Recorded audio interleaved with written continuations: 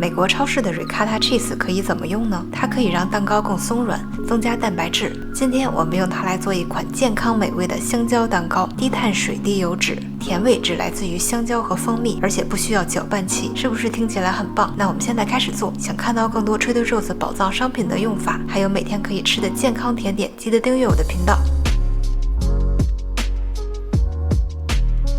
为了让这款蛋糕低碳水，吃了不怕胖，我用了3种面粉，分别是杏仁粉、燕麦还有白面粉。白面粉的作用是帮助蛋糕成型，所以完全不加的话，蛋糕会比较松散。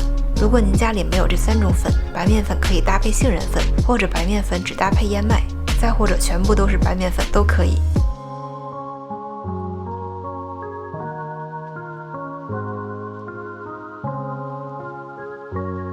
杏仁粉比较容易结块，所以我们先搅拌干性材料，可以提前把它打散。用一根熟透的香蕉，捣得越细越好，这样甜味才能完全释放出来。加入2个常温的鸡蛋，至少提前1个小时从冰箱里拿出来，和香蕉一起搅拌均匀。接着加入1杯 Trader Joe's 的 Ricotta Cheese， 它的奶香味会让蛋糕更湿润松软。我们这里没有用到打蛋器，所以这样少量多次的搅拌，用一个叉子或者类似的工具就足够。加入椰子油，用融化的黄油也可以，蜂蜜、柠檬汁、香草精，搅拌到看不到油的分层。把干性材料倒进湿性材料里，搅拌到看不到干粉就可以。尽量不要过度搅拌，模具提前刷上一层油，这样更好脱模。想要双重保险的话，可以加上烘焙纸。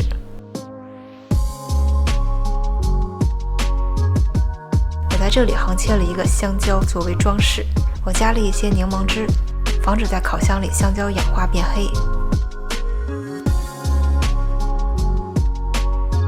刷上一层蜂蜜可以增加光泽感，也可以防止香蕉氧化。想要更奢华一点，可以撒一点糖，我用的是椰子糖。烤箱提前预热到350华氏度，175摄氏度，大约烤上40到50分钟。记得中间转个面，烤到表面金黄，用手轻压会轻轻反弹回来，就表示做好了。我们让它冷却20分钟。香蕉加椰子油的香气真的很浓，口感超级松软。Ricotta Cheese 让这个蛋糕即使隔天吃也会很湿润。美国市面上的香蕉蛋糕一般都会很甜很厚重，这一款甜度刚刚好，还富含纤维和蛋白质。我最喜欢加上一些无糖的酸奶，我和 Tim 2个人早餐就能吃掉大半块，完全没有罪恶感。想吃甜点又怕热量高的朋友，一定要试试这个版本。如果您喜欢这个 Trader Joe's 的宝藏食材系列，记得点赞、留言和订阅。我是 Food with Flora， Flora 在美国吃什么？我们下期再见，拜拜。